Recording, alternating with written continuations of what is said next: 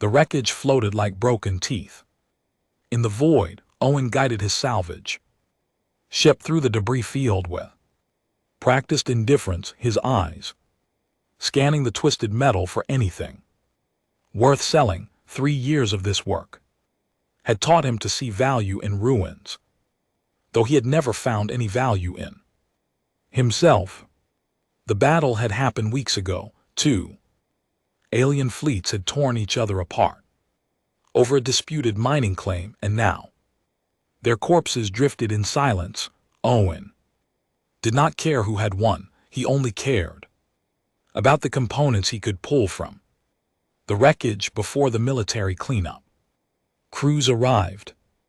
His scanner beeped, life sign faint but present. Owen almost ignored it. Life signs meant complications, they meant questions and paperwork and authorities poking into his business. He had enough problems without adding someone else's survival to the list.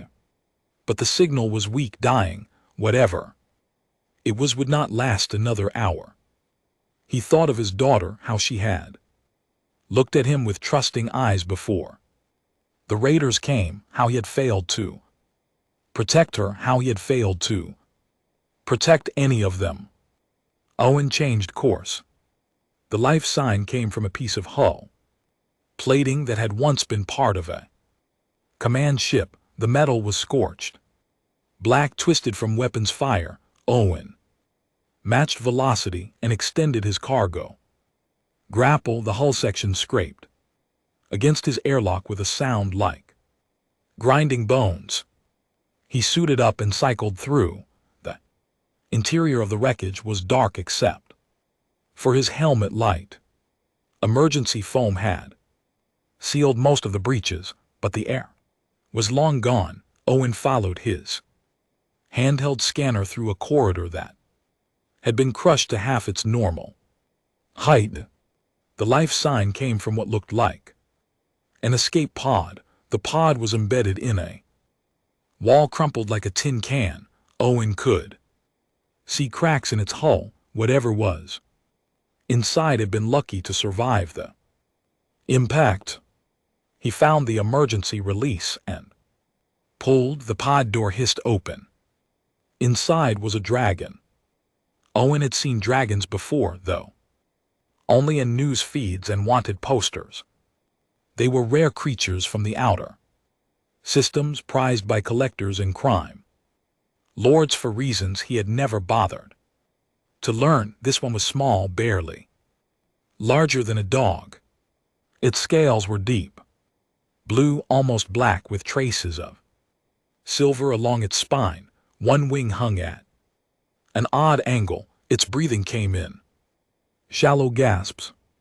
The dragon's eyes opened. They were gold, bright against the darkness. They looked at Owen without fear, only exhaustion and pain. He should have closed the pod, should have left. Dragons meant trouble on a scale that could get him killed, or worse, but those eyes held something he recognized, the look of someone who had lost everything and was waiting for the end. Owen reached in and carefully lifted the dragon free. It was lighter than he expected. He could feel its ribs through the scales. It made a sound, not quite a whimper, more like a question. Back on his ship, Owen laid the dragon on his workbench. He had no idea what to do. He was a salvager, not a veterinarian. The dragon watched him with those gold eyes, tracking his every movement. The wing was definitely broken. Owen had set broken bones before on himself, mostly back when he still cared about healing properly. He found his medical kit and improvised a splint from hull fragments and medical tape. The dragon hissed when he touched the wing, but did not try to bite. Food was the next problem. Owen tried water first. The dragon lapped weakly at the offered bowl. Then he tried his ration bars. The dragon sniffed them and turned away. Hours passed. The dragon grew weaker. Owen felt something close to panic, an emotion he thought he had buried with his family. He could not let this creature die, not when he had chosen to save it, not when it looked at him like he mattered. In desperation, Owen tried everything. His cargo hold, protein paste, dried fruit, salvaged alien food packs that smelled like motor oil. Nothing worked. Then he remembered the metal dragons were supposed to have unusual diets. He had always assumed that was myth, but he had nothing left to lose. Owen took a piece of copper wiring and held it out. The dragon's nostrils flared, its eyes brightened. It opened its mouth and Owen placed the wire inside. The dragon bit down. There was a sound, like a small forge igniting. The copper glowed red, then white, then vanished. The dragon swallowed and made a sound. That might have been contentment. Owen fed it more copper, then aluminum, then a piece of steel. Each time the dragon seemed to grow a bit stronger. Its breathing steadied. The gold eyes became more alert. By the time Owen's supply of scrap metal ran low, the dragon was sitting upright. It looked at him and made a chirping sound, then it pressed its head against his hand. Owen felt something break inside his chest, not the breaking of loss, but the breaking of a dam. Warmth flooded through him, unexpected and terrifying. He had not felt anything but numbness for so long that he had forgotten what emotions were supposed to feel like. He stroked the dragon's head. Its scales were warm, almost hot. He needed a name, something simple, something that fit. The dragon's scales caught the light, like struck flint. Flint, that would work. Owen sat with the dragon through the night cycle, feeding it scraps of metal and watching it heal. He talked to it about nothing and everything, about his daughter who had loved stories, about his wife who had grown flowers in their habitat dome, about the raiders who had taken them both. Flint listened. Those ancient eyes seemed to understand. For the first time in 3 years, Owen did not feel alone. For the first time in 3 years, he felt like maybe, just maybe, there was a reason to keep going. Flint refused to sleep alone. Every time Owen tried to place him in the cargo hold or even on a separate bunk, the dragon would limp after him, dragging his splinted wing and making distressed chirping sounds. Eventually, Owen gave up and let the creature curl up beside him on his sleeping mat. The dragon generated heat like a small furnace. Owen woke multiple times during the night cycle, sweating and uncomfortable, only to find Flint pressed against his side with complete trust. He could not bring himself to push the dragon away.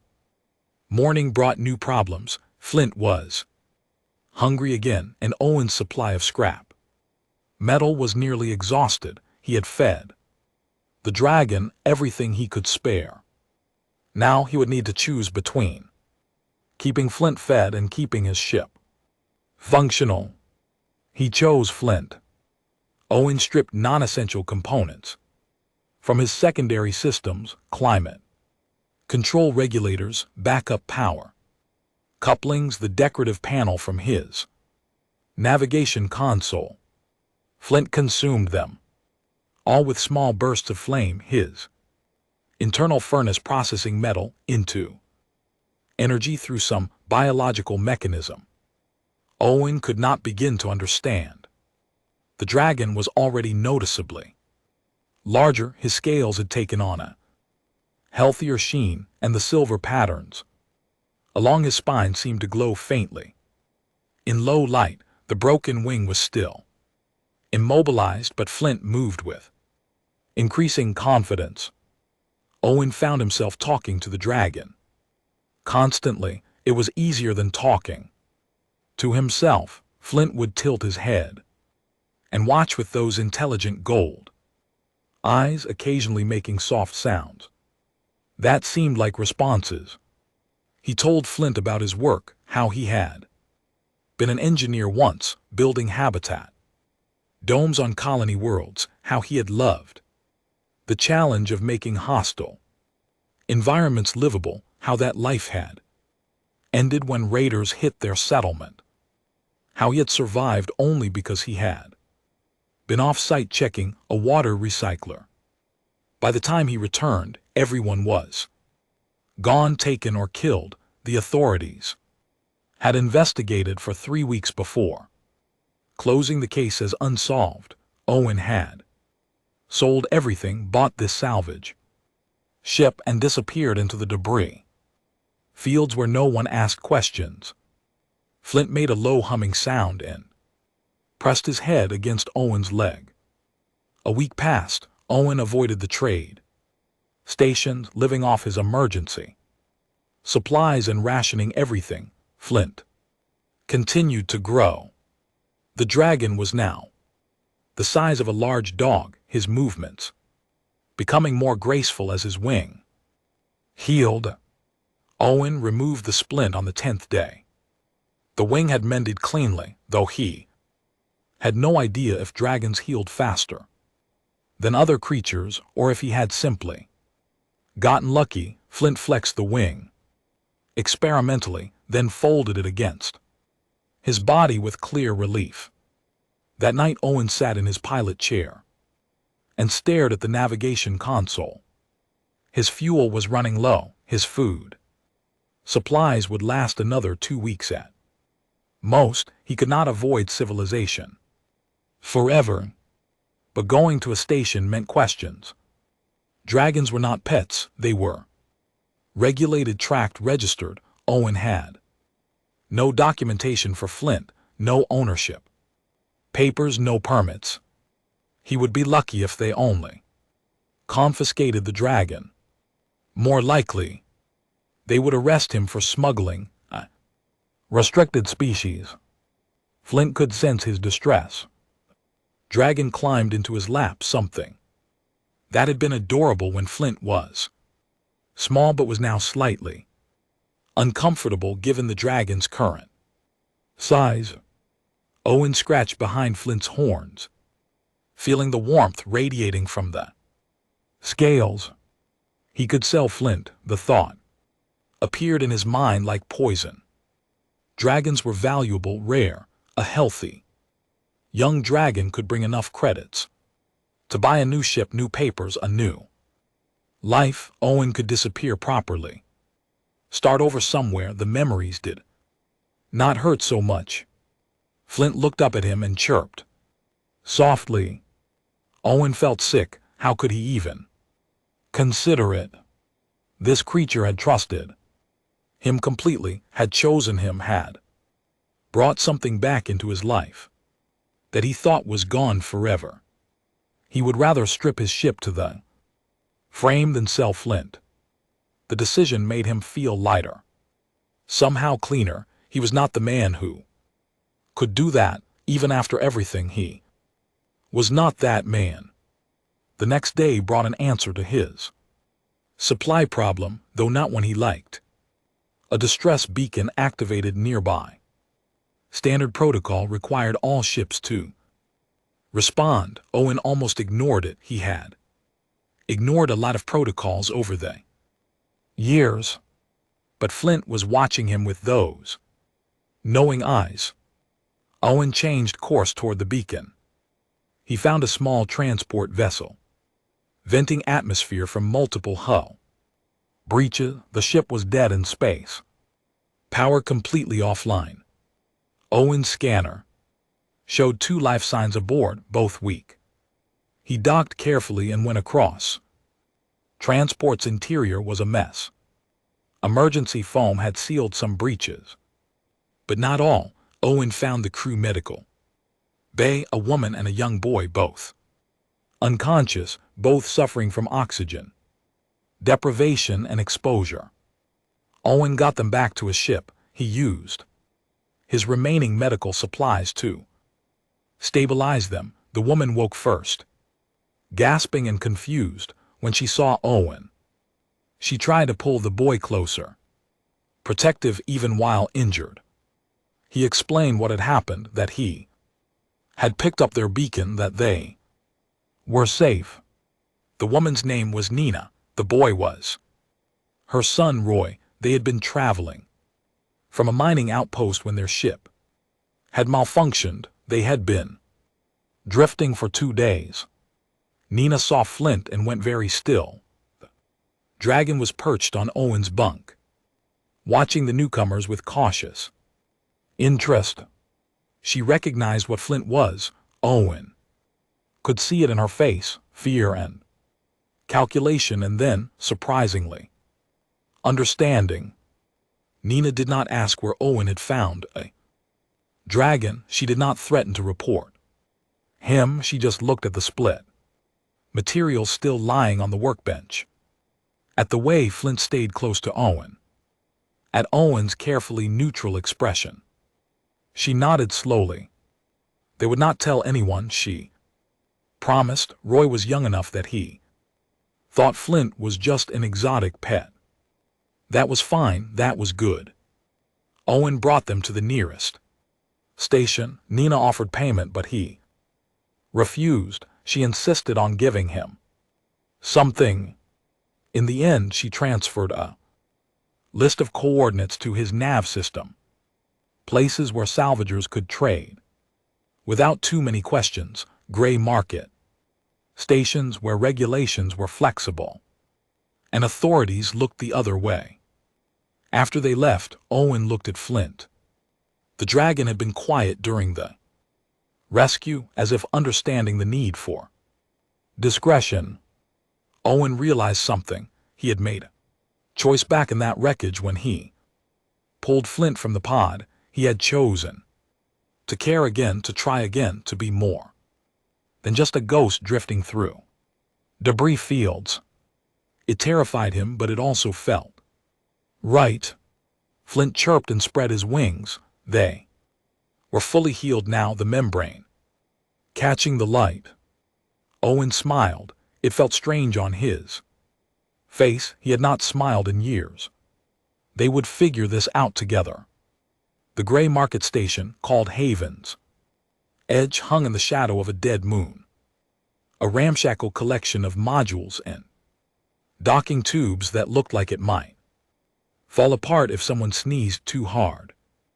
Owen approached cautiously, Flint hidden in the cargo hold beneath a tarp and several layers of hull plating. The dragon had not been happy about hiding. He had grown even larger over the past 3 weeks, now the size of a small pony. His intelligence had grown, too. Flint understood commands, responded to his name, and seemed to grasp the danger they were in, but he still whined when Owen sealed him in the hold.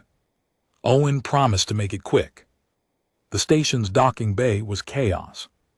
Ships of every size and condition crowded together.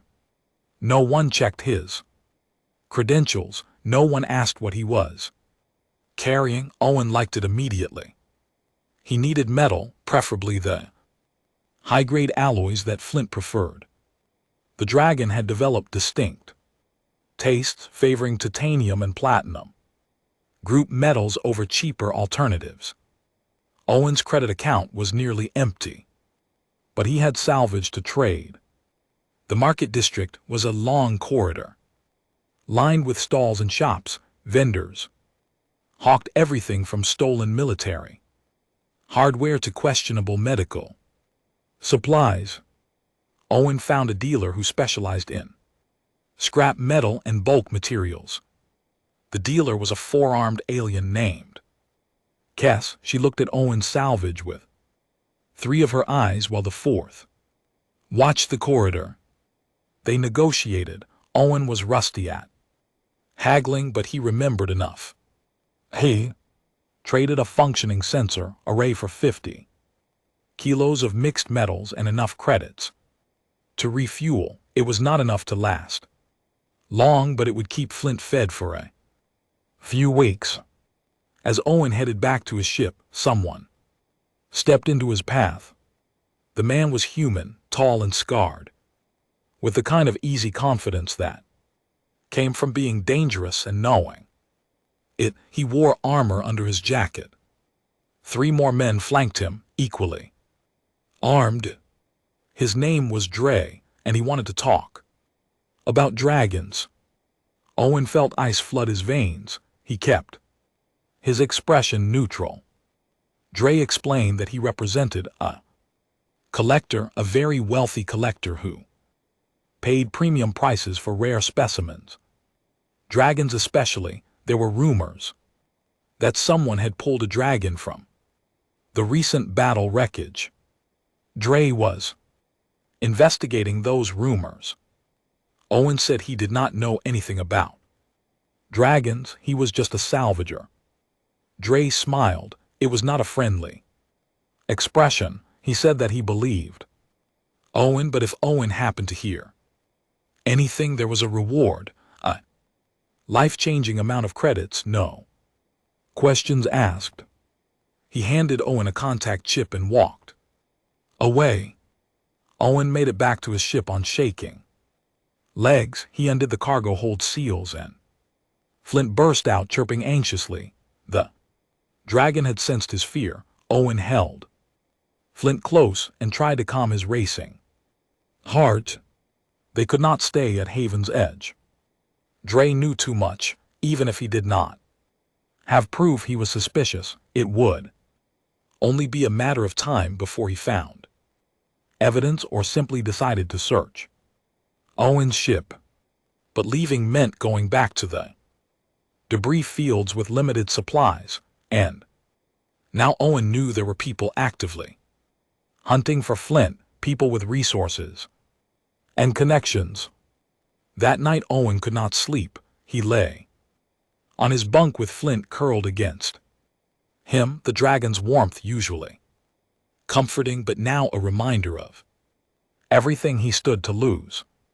Flint made a soft, questioning sound. Owen scratched the dragon's head and tried to think. He had spent 3 years hiding from life, from connection, from anything that might hurt him again. Now he had something worth protecting, and he had no idea how to do it. The answer came 2 days later, and it came from Flint. Owen had taken his ship to a quiet section of the debris field to sort through his new metal supplies. Flint was in the cargo hold practicing with his wings. The dragon could fly now. Short bursts around the confined space. He was clumsy but improving. Owen was running inventory when his proximity alarm screamed.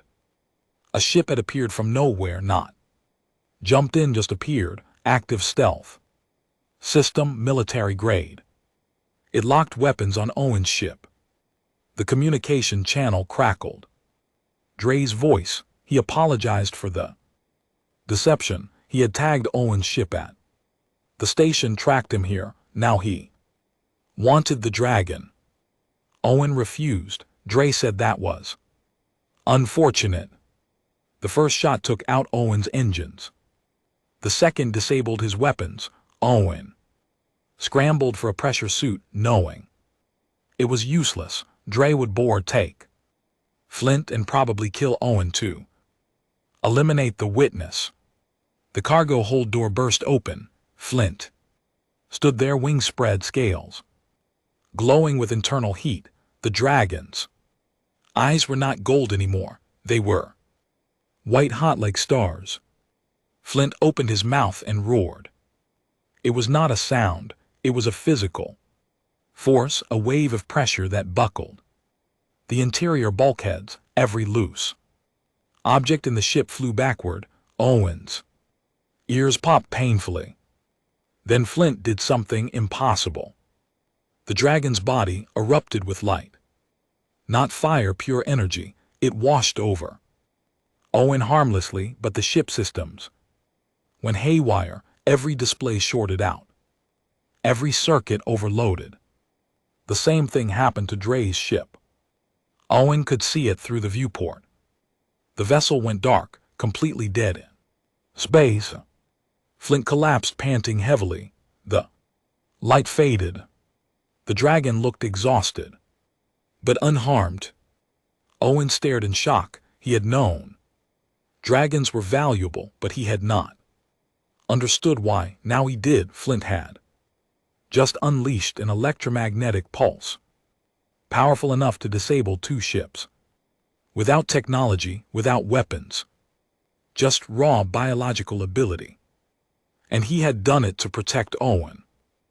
Owen's hand shook as he pulled Flint close. The dragon whimpered and pressed against him. The message was clear. Family protects family. With his ship crippled and Dre's vessel equally disabled, Owen had time to think. He raided Dre's ship for parts, taking what he needed to restore basic functionality. He found evidence too. Lists of names and locations, other collectors, other hunters, an entire network dedicated to capturing dragons. Flint was not unique. There were others like him scattered across the frontier, hunted, traded, imprisoned. Owen made a decision. He had spent 3 years running from pain, from responsibility, from caring. He was done running. If people wanted to hunt Flint, they would have to go through him, and if there were others who needed help, others like Flint, then Owen would find them. He looked at the dragon. Flint was watching him with those gold eyes, trusting completely. Owen was not just protecting Flint anymore. He was choosing to stand for something, to fight for something, to matter again. It scared him more than Dre's weapons ever had, but it also felt right. Flint chirped and nuzzled his hand. They left Dre drifting in his dead ship, with enough life support to survive. Until rescue, Owen did not kill him. That was not who he wanted to be. But he did wipe Dre's navigation records and take his contact list. If there was a network of hunters, Owen needed to know who they were.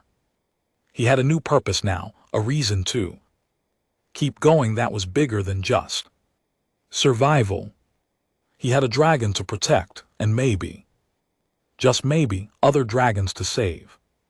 The coordinates led to a mining outpost on the edge of charted space.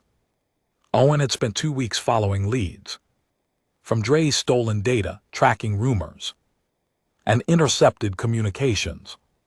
Flint stayed close during the journey, sensing the tension in his human companion.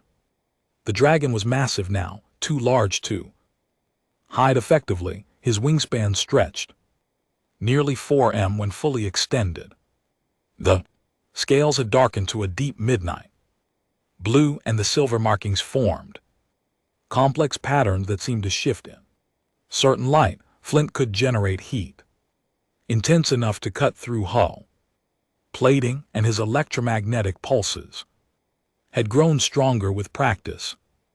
Owen had stopped trying to hide what they were doing. Every hunter they encountered learned the same lesson: come for Flint and face consequences. The outpost clung to an asteroid cluster of prefab structures connected by reinforced tunnels. Owen's contact said a dragon was being held here, scheduled for transport to a private collector in 3 days. He doctored the public terminal and left Flint and the ship with strict instructions to stay hidden unless Owen called. The dragon did not like being left behind, but he understood. His eyes showed worry as Owen sealed the airlock. The outpost was a rough place. Miners and criminals mixed freely, united by their distance from any real law. Owen kept his head down and his hand near his weapon as he navigated the corridors. He found the holding facility in the industrial section. It was a converted cargo warehouse with heavy security. Guards at every entrance, surveillance. Cameras covering every angle. Getting inside would be impossible without help. Owen was considering his options when someone sat down next to him at the bar, where he had been watching the facility. She was human, maybe 30 years old, with burned scars on her left arm and calculating eyes. Her name was Rachel, and she knew exactly why Owen was there.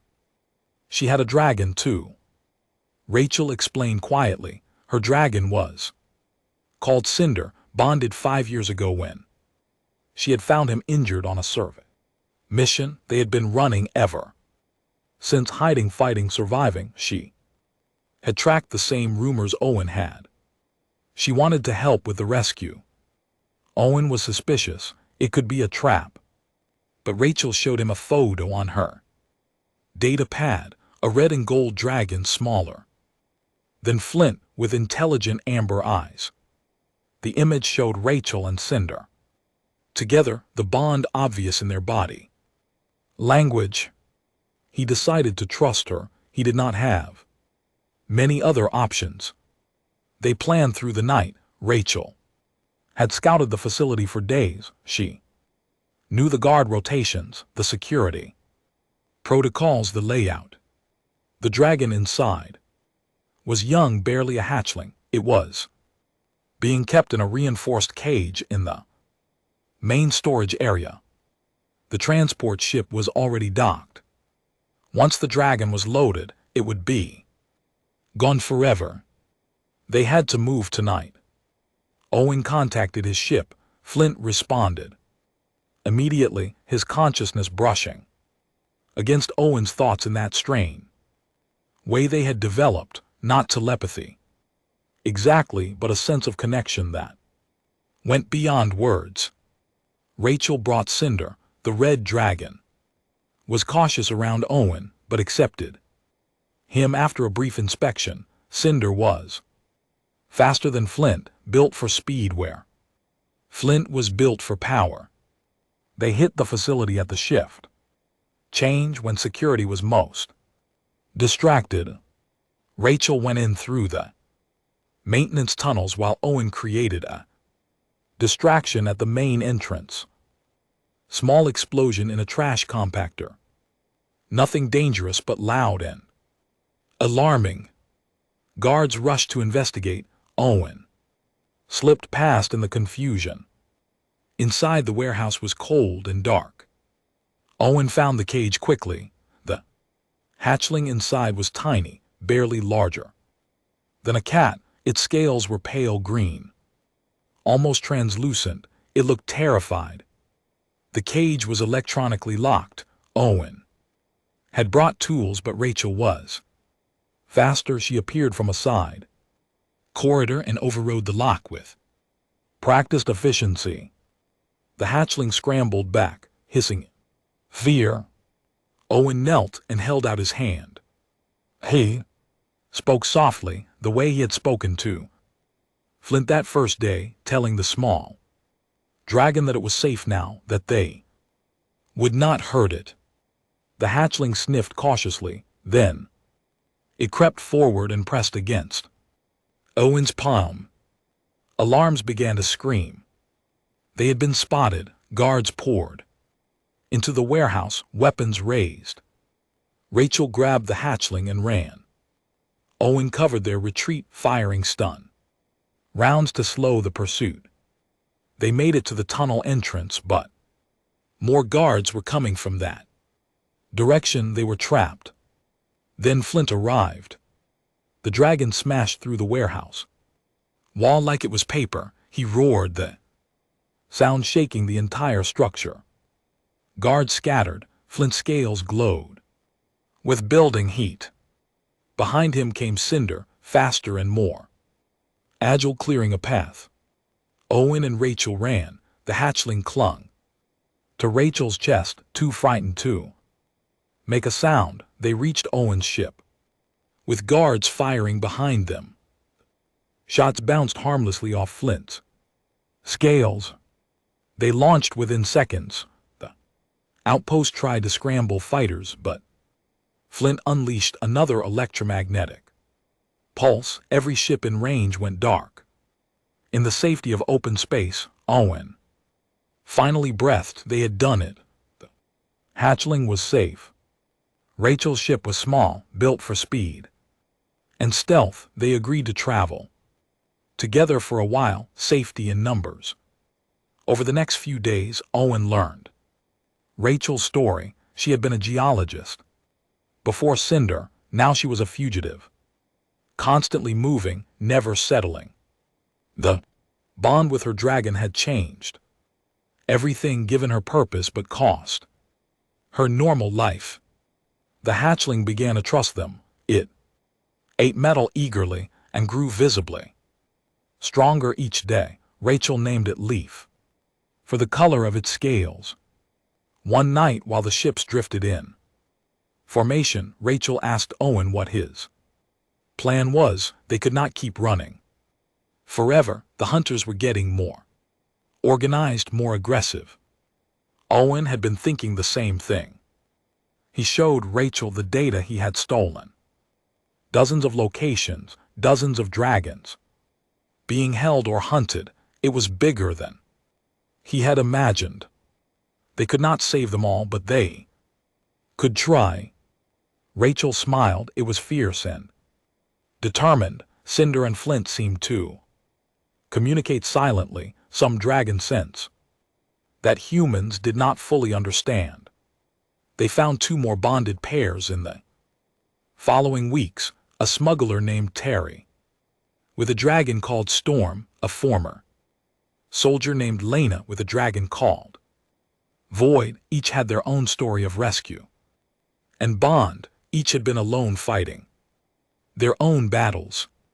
Together they were stronger. They formed a loose network, sharing information, coordinating rescues, watching each other's backs. It was not an organization exactly, more like a family of outcasts. Owen found himself leading by example, if not by title. He had experience. He had Flint, whose power made him formidable. And he had something else, a deep well of determination born from loss and pain, and the refusal to lose again. They raided a transport convoy and freed 6 dragons. They sabotaged a breeding facility and scattered the hunters. They made the networks afraid. But the hunters adapted. They started working together too, pooling resources, sharing intelligence. The confrontations grew more dangerous. During a rescue that went wrong, Lena was badly injured. Her dragon Void went berserk, nearly destroying an entire station before they calmed him down. It took weeks for Lena to recover, and the close call reminded them all how fragile their situation was. Owen sat with Flint in his ship's cargo hold, now converted into something like a dragon's den. The dragon rested his head on Owen's lap, content and trusting. Owen realized he was happy, not the simple happiness of his old life before the raiders. This was harder, sharper, earned through struggle and risk, but it was real. He had found a family again, not human, not normal, but family nonetheless. Flint rumbled softly, the sound vibrating through Owen's bones. They would keep fighting, keep rescuing, keep protecting their own, because that was what family did. The intelligence came from an unexpected source. A handler working inside one of the largest trafficking operations had grown a conscience. She contacted Rachel with a location and a warning. The syndicate was consolidating, moving all their captured dragons to a single facility for a major auction. 43 dragons, the largest gathering of captive dragons anyone had ever heard of the facility was a converted military station in neutral space, heavily defended, multiple layers of security, private military contractors as guards. It would be the most dangerous operation Owen's group had ever attempted. They met on Rachel's ship to plan. Owen, Rachel, Terry, Lena, and 3 others, who had joined their loose alliance, each with their bonded dragon, each knowing the risks. Terry argued they should call the authorities, expose the operation, let the Galactic Council handle it. Owen shook his head. The council moved slowly. By the time they investigated and authorized action, the auction would be over and the dragons scattered across 100 worlds. They would never find them all. Lena suggested a small strike, hit fast, and extract as many dragons as possible before security could respond. Rachel disagreed. Going in halfway would just get them killed. If they were doing this, they needed to commit fully. The planning took days. They studied schematics stolen from the syndicate systems. They identified weak points in guard patterns. They prepared contingencies and escape routes. The night before the operation, Owen could not sleep. He sat with Flint in the quiet of his ship, listening to the dragon's steady breathing. Flint had grown into his full size now. He was enormous, powerful, capable of devastating destruction, but he was also gentle with Owen, patient with the rescued hatchlings, protective of their makeshift family. Owen thought about his daughter, how proud she would have been to see him fighting for something good, how his wife would have told him to be careful, but would have supported him anyway. He had lost them. Nothing would bring them back, but he could honor their memory by protecting others, by being someone who stood up when it mattered. Flint opened one gold eye and made a questioning sound. Owen scratched behind the dragons' horns. They would be fine. They had to be. The attack began at dawn station time. The group split into 3 teams. Rachel and Cinder would disable the communications array. Terry and Storm would handle the power systems. Owen, Lena, and their dragons would hit the holding area directly. The approach was tense. They used every stealth system available, creeping close to the station before making their move. Then all hell broke loose. Flint and Void punched through the station's outer hull like it was tissue paper. Alarms screamed. Guards mobilized, but the dragons were already inside. Owen rode on Flint's back, something he had practiced but never done in combat. It was terrifying and exhilarating. The dragon moved with purpose, following the path they had planned. The holding area was a nightmare. Rows and rows of cages, each containing a dragon. Some were hatchlings, some were juveniles, a few were fully grown, their eyes dull from captivity. Owen started opening cages. The dragons scrambled out, confused and frightened. Some tried to fly immediately, others cowered in corners. Lena worked on the far side of the room. Guards were coming. They could hear boots pounding in the corridors. Flint positioned himself at the entrance and roared. The sound was a promise. No one would hurt these dragons again. The first wave of guards opened fire. Flint's scales deflected the shots. Easily, he returned fire with a concentrated blast of heat that melted their weapons and sent them scrambling. But more were coming, too many. Rachel's voice crackled over the comm. The communications array was down, but the station had backup systems. They had minutes before reinforcements arrived from nearby syndicate ships. Terry reported similar problems. The power systems had redundancies they had not accounted for. Owen made a decision. They could not extract all 43 dragons in time, but they could free them, give them a chance. He found the external airlock controls and started overriding the safeties. If he opened the hangar bay doors, the dragons could fly out into space. Dragons could survive vacuum for short periods, long enough to reach the rescue ships they had positioned nearby. Lena understood immediately. She started herding dragons toward the hangar bay.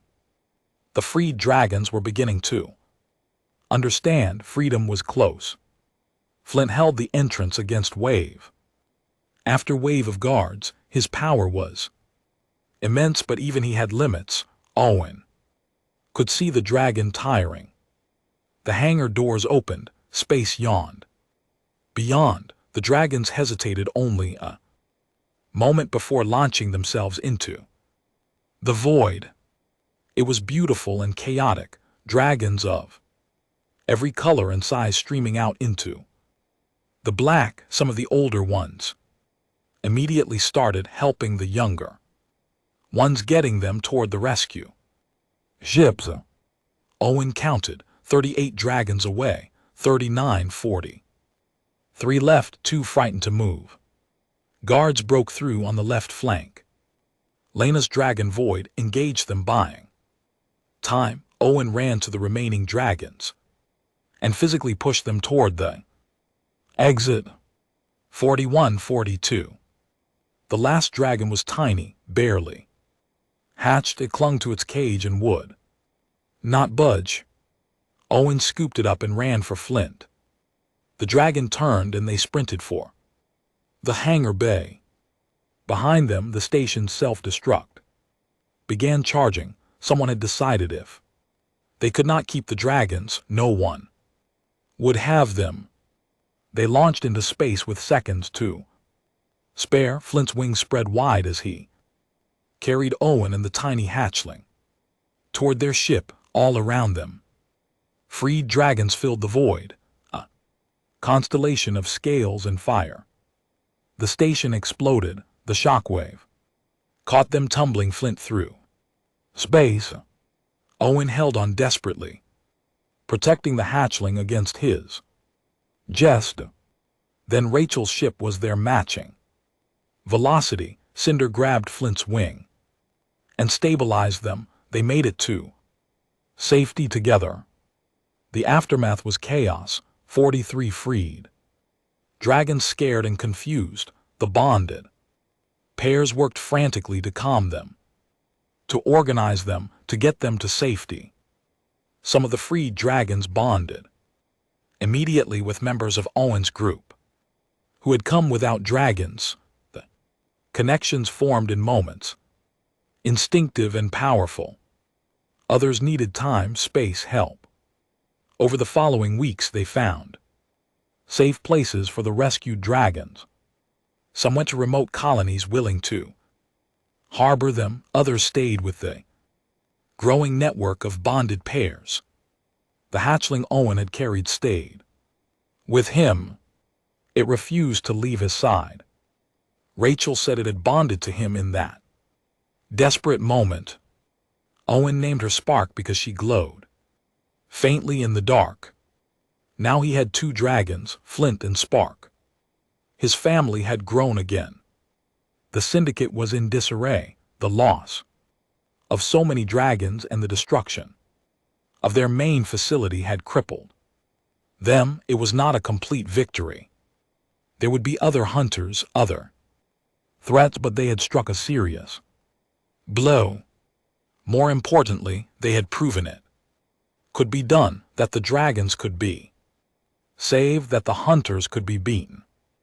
Word spread across the frontier. Other bonded pairs started reaching out. The network grew. What had started as Owen and Flint had become something larger, a movement, a cause. Owen stood in his ship with both his dragons and looked at the stars. Somewhere out there his family was. Gone, but here, right here, he had built something new. He had found life again, not by forgetting his pain, but by choosing to fight through it, by protecting others, by refusing to let the darkness win. Flint rumbled a question. Spark chirped. In response, Owen smiled and scratched both their heads. They had more work to do, more dragons to save, more hunters to stop. But for tonight they could rest together, family. And that was enough. The Galactic Council chambers were designed to intimidate. Massive columns reached toward a vaulted ceiling. Representatives from hundreds of worlds sat in tiered rows, looking down on whoever stood at the center podium.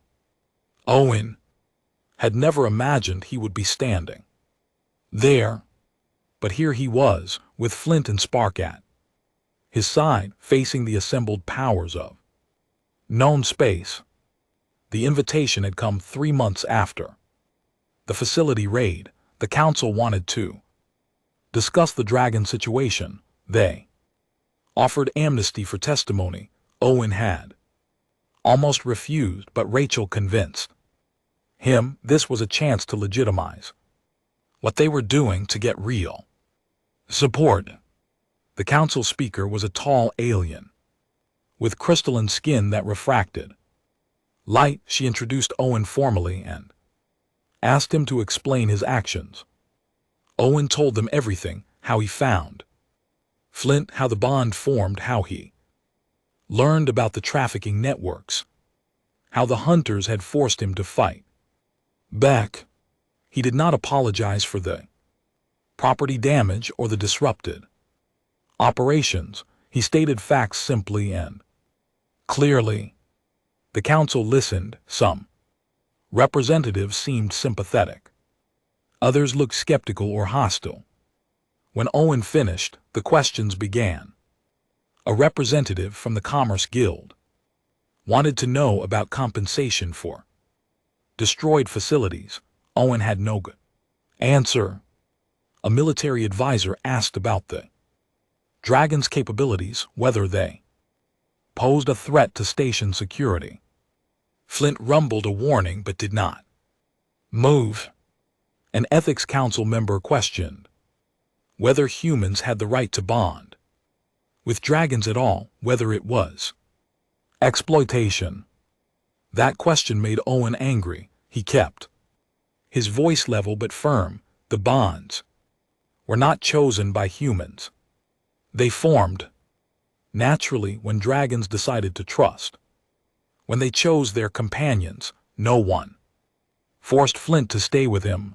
The dragon could leave any time he wanted.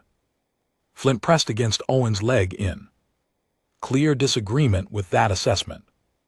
The debate continued for hours. Owen grew tired but refused to show weakness. This mattered too much. Finally, the council speaker called for a recess. Owen was escorted to a waiting room. Flint and Spark stayed close, sensing his tension. Rachel met him there with news. The vote was close. Some representatives wanted to regulate bonded pairs heavily. Others wanted to ban human-dragon bonds entirely. A few supported creating protected sanctuaries. The deciding votes would come from the core worlds, the richest, most powerful systems, and they had just called a private session.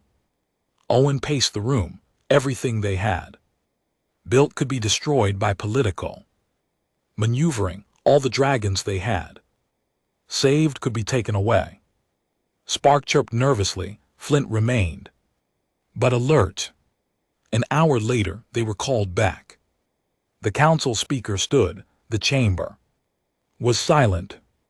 The council had reached a decision. They would not ban human-dragon bonds. They recognized the unique nature of the relationship, but there would be conditions. All bonded pairs must register, submit to periodic inspections prove they were treating their dragons ethically. Any trafficking or forced bonding would be prosecuted as a galactic crime. Sanctuaries would be established on 3 frontier worlds where bonded pairs could live without persecution. And Owen's network would be offered official status not as criminals but as a recognized protection organization with limited authority to investigate trafficking operations. It was not everything Owen wanted. The registration made him uncomfortable. Inspections felt invasive, but it was better than he had hoped. The council was not declaring war on them, they were offering partnership. Owen accepted on behalf of his group, knowing Rachel and the others would agree. The chamber erupted in discussion. Some representatives objected loudly, others nodded approval. Owen did not care about their politics. He had what he needed. The return journey was quiet. Owen's small fleet, now numbering 15 ships, made their way toward the first sanctuary world. It was a green planet, in a stable system with vast forests and clean water perfect for dragons. They arrived to find others already waiting, bonded pairs from across the frontier, drawn by the news of official protection, dozens of humans and dragons all looking for a place to belong. Over the following months, the sanctuary grew, simple structures at first, then more permanent buildings, places to live work, raise young dragons. It was not perfect, but it was home. Owen found himself in a leadership role. He had never wanted. People looked to him for guidance, for decisions, for hope. It was exhausting and frustrating and occasionally terrifying, but it was also meaningful. He remembered being that hollow man in the salvage ship, barely alive, just going through motions. He remembered thinking his life was over when the raiders took his family. He had been wrong. His old life was over, but new life had been possible all along. He just needed someone to show him, a small dragon with gold eyes who refused to give up on him. Flint was fully grown now, a magnificent creature whose wingspan could shade a house, but he still followed Owen around like an oversized puppy, still pressed his head against Owen's hand for scratches, still rumbled contentedly. When they sat together in the evenings, Spark had grown too, though she remained smaller and faster than Flint. She had developed a mischievous streak, stealing metal components and hiding them around the sanctuary. Owen found it equal parts annoying and endearing. Other dragons thrived in the sanctuary.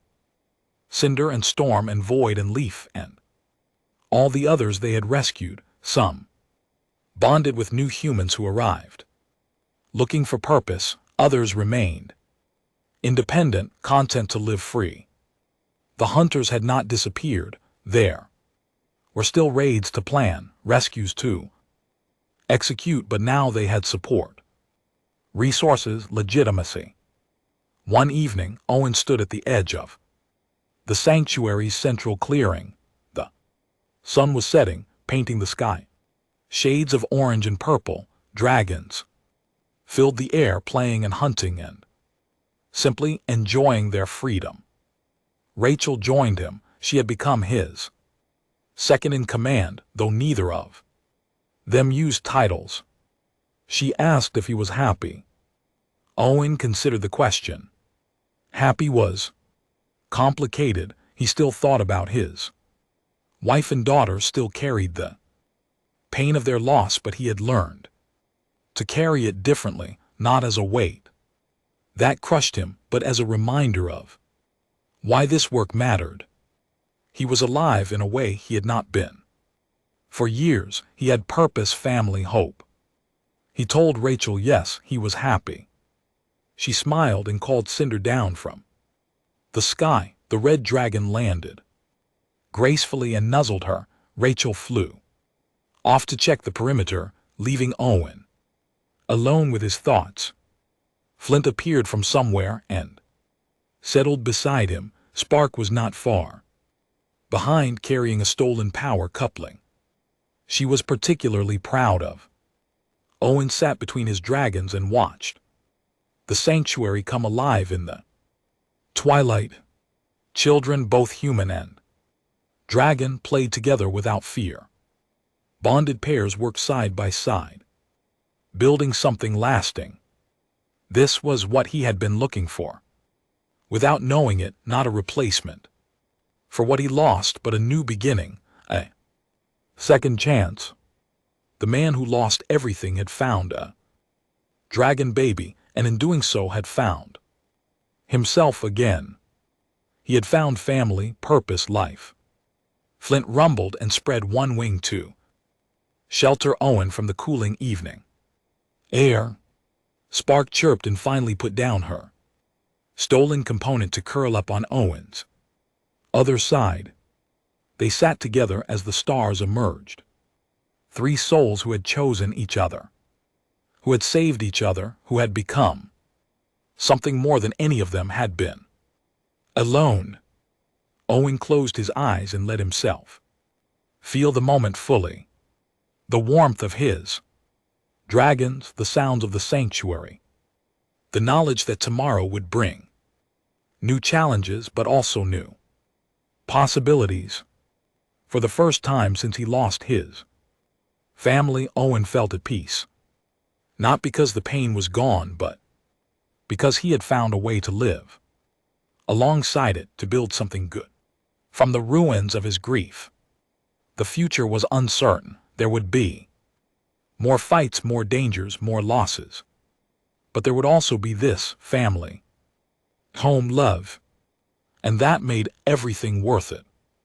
Flint shifted slightly, adjusting his wing for maximum coverage. Spark made a contented sound and began to glow faintly, her namesake spark, lighting the gathering darkness. Owen smiled and let himself simply exist. In this moment, safe, whole home, the man who lost everything had found life again, and he would protect it with everything he had.